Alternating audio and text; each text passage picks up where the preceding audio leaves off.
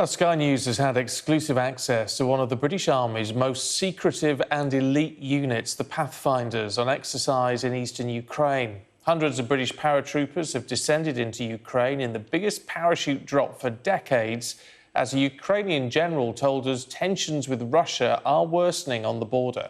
It also comes at a time when the embattled Belarusian president has accused NATO forces of massing at his border. Our defence correspondent Alistair Bunkall and his crew embedded themselves with the 16 Air Assault Brigade for an exercise with Ukrainian special forces. They sent this report. These are the Pathfinders, one of the British Army's most elite units, trained to operate behind enemy lines, and they almost never allow themselves to be filmed. They're the tip of the spear, parachuting in days ahead of the main force and often operating completely alone. We spent time with them on exercise in Ukraine, in Russia's backyard. How do you get in? What are the tactics that you use to get into what are often areas of instability?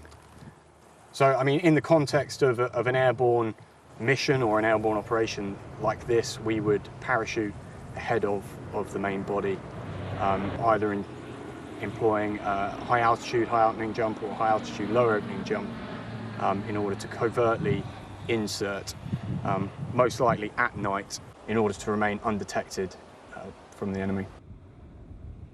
The Pathfinders work covertly, securing the ground and establishing a drop zone. 48 hours later, hundreds of British paratroopers from 16 Air Assault Brigade are flown in.